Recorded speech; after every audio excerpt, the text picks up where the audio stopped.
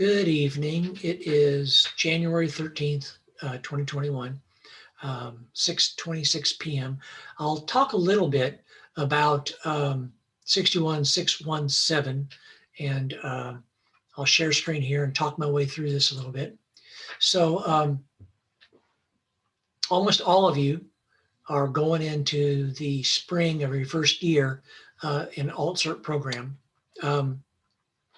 Some of you are post-bac people, which the similarities are the two programs are very similar.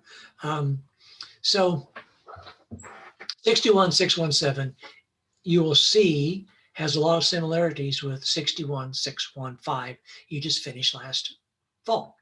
And last fall, we spent time gathering new information from Doug Lemov and techniques and strategies, that kind of stuff, and talking about them, creating videos. Well, essentially, we're going to do much of the same thing. We're going to up our game a little bit, hopefully, and we will gather information from Robert Marzano.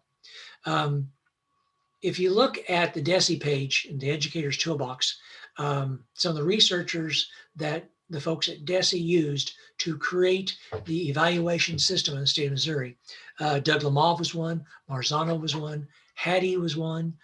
People like that are big name people across the nation in the world of education.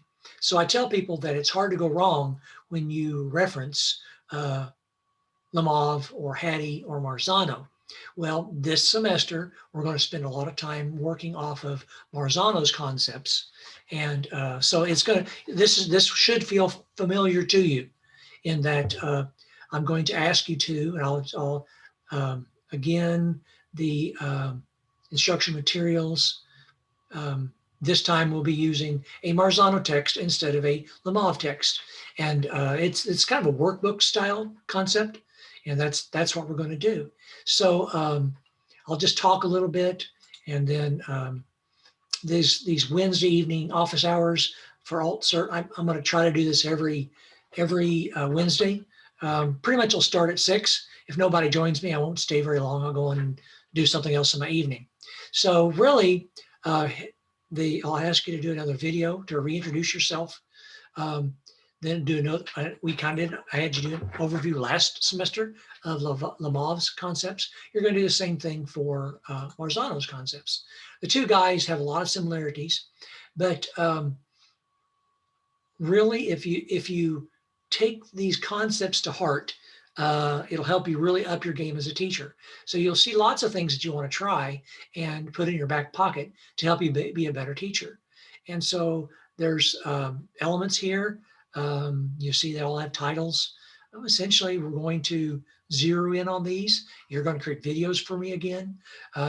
Hopefully, the videos show the students and not just your face. But that's going to depend on what your principal lets you do. So if your policies or your principal lets you, turn the camera on the students so I can see their level of engagement. It doesn't really matter much what you are saying or what you are doing. It really depends on what the kids are saying and the kids are doing. Think that through. We've all been in classrooms where the teacher's up at the front just gabbing away and the kids were just doing nothing. So so most of this is not visible to you yet. And I'll open this stuff up here in a few days. I like to just have the first introductions open the first few days. And then I'll open this stuff here rather quickly. You can't see it yet because it's not published. The Marzano information, part 1 is feedback and dealing with chapters 1 and 2. Then part 2 is content, and here are the chapters and concepts for the part 2 of the text. Okay, we're going to just flow our way through Marzano and keep picking his brain out of how we become better teachers. I'd be willing to bet if you ask your principal, do you have any problem with me studying and becoming a better teacher because of Marzano's strategies? The principals will almost always say, well, go for it. It's a good idea. So part 2 is content. Part 3, context. Okay, here's how it's all going to flow. I have 5 videos I'm going to ask you to do, and so video 1, I have, okay, there's information there about that, objectives, communicating goals, assessments, what'd you learn from the lesson.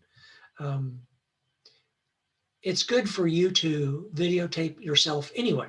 It's a great professional development tool. So that's about the size of that. I had somebody text me and say, well, their principal doesn't want the camera pointing at the kids. First of all, it depends on what your local policy is. If your policy is permissive and the parents have to opt out, then that makes it pretty easy. They just opt out. It's good to communicate with parents anyway. Just let them know that you're wanting to have videos for your own professional development. It's just between, it's for the class and professional development. No student names will be used. If the parents don't want it or your principal didn't want it, then we just do, that's how we do it. Then when you place this video up for the collective group to see it, it becomes even more powerful. And you give each other feedback, constructive feedback on the videos. So that's about the size of that. I wanted this is essentially my introduction video to this course. Anyway, please contact me. You have my phone number, you have my email. We'll do these Zooms. I hope you don't find me hard to reach. It's always best to call me on my cell phone or email me. I'm at my office in Maryville Tuesdays and Thursdays generally, but you can catch me there sometimes. But most of the time I'm on the road or I'm easy to reach. I always have my cell phone with me. Okay. So, all right, we'll have a good semester and we'll communicate back and forth. I'm going to stop share here. Now I'm going to stop I'm going to stop recording.